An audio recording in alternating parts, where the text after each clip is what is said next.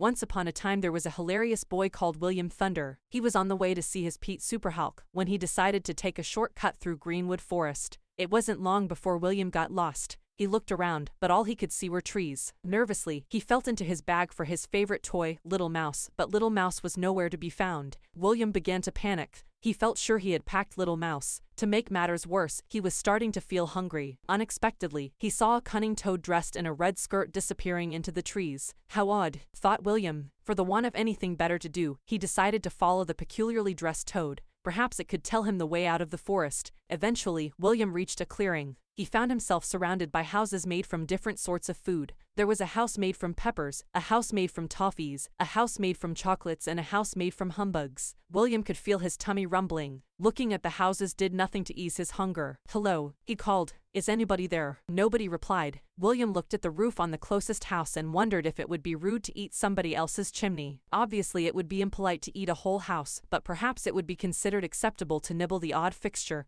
or lick the odd fitting, in a time of need. A cackle broke through the air, giving William a fright. A witch jumped into the space in front of the houses. She was carrying a cage. In that cage was Little Mouse. "Little Mouse," shouted William. He turned to the witch. "That's my toy." The witch just shrugged. "Give Little Mouse back," cried William. "Not on your Nelly," said the witch. "At least let Little Mouse out of that cage." Before she could reply, 3 cunning toads rushed in from a footpath on the other side of the clearing. William recognized the one in the red skirt that he'd seen earlier. The witch seemed to recognize him too. "Hello, Big Toad," said the witch. "Good morning." The toad noticed Little Mouse. "Who is this?" "That's Little Mouse," explained the witch. "Ooh, Little Mouse would look lovely in my house." "Give it to me," demanded the toad. The witch shook her head. "Little Mouse is staying with me."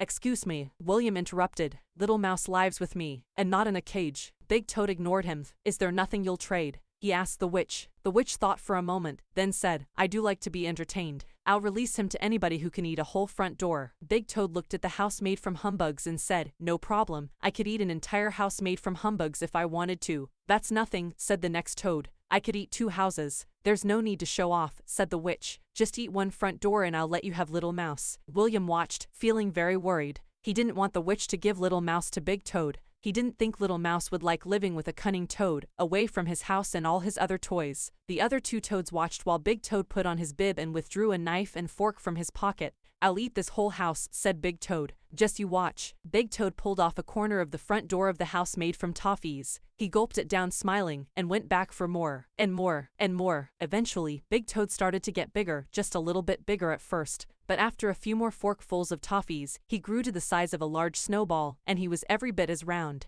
I don't feel too good," said Big Toad. Suddenly, he started to roll. He'd grown so round that he could no longer balance. "Help!" he cried, as he rolled off down a slope into the forest. Big Toad never finished eating the front door made from toffees, and Little Mouse remained trapped in the witch's cage. Average Toad stepped up and approached the house made from chocolates. "I'll eat this whole house," said Average Toad. "Just you watch." Average Toad pulled off a corner of the front door of the house made from chocolates. She gulped it down smiling, and went back for more, and more, and more. After a while, Average Toad started to look a little queasy. She grew greener, and greener. A woodcutter walked into the clearing. "What's this bush doing here?" he asked. "I'm not a bush, I'm a toad," said Average Toad. "It talks," exclaimed the woodcutter. "Those talking bushes are the worst kind. I'd better take it away before somebody gets hurt." "No, wait," cried Average Toad, as the woodcutter picked her up. But the woodcutter ignored her cries and carried the toad away under his arm. Average Toad never finished eating the front door made from chocolates, and Little Mouse remained trapped in the witch's cage. Little Toad stepped up and approached the house made from humbugs. "I'll eat this whole house," said Little Toad. "Just you watch." Little Toad pulled off a corner of the front door of the house made from humbugs. He gulped it down smiling, and went back for more, and more, and more. After 5 or 6 platefuls, Little Toad started to fidget uncomfortably on the spot. He stopped eating humbugs for a moment,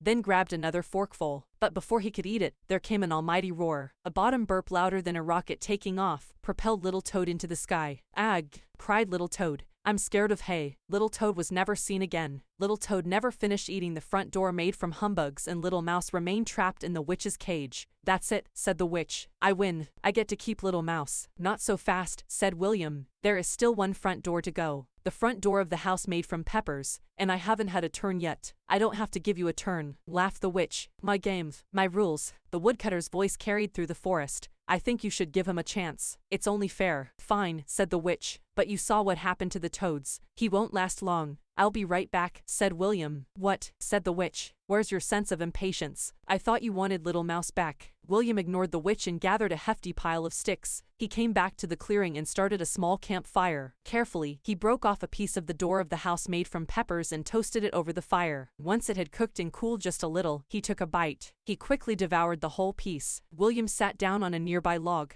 You fail, cackled the witch. You were supposed to eat the whole door. I haven't finished, explained William. I am just waiting for my food to go down. When William's food had digested, he broke off another piece of the door made from peppers. Once more, he toasted his food over the fire and waited for it to cool just a little. He ate it at a leisurely pace, then waited for it to digest. Eventually, after several sittings, William was down to the final piece of the door made from peppers. Carefully, he toasted it and allowed it to cool just a little. He finished his final course. William had eaten the entire front door of the house made from peppers. The witch stamped her foot angrily. You must have tricked me, she said. I don't reward cheating. I don't think so, said a voice. It was the woodcutter. He walked back into the clearing, carrying his axe. This little boy won fair and square. Now hand over Little Mouse or I will chop your broomstick in half. The witch looked horrified. She grabbed her broomstick and placed it behind her. Then, huffing, she opened the door of the cage. William hurried over and grabbed Little Mouse, checking that his favorite toy was all right. Fortunately, Little Mouse was unharmed. William thanked the woodcutter, grabbed a quick souvenir, and hurried on to meet Pete. It was starting to get dark. When William got to Pete's house, he threw his arms around him. I was so worried, cried Pete. You are very late. As William described his day, he could tell that Pete didn't believe him, so he grabbed a napkin from his pocket. What's that? Asked Pete. William unwrapped a doorknob made from toffees. Pudding, he said. Pete almost fell off his chair. The end.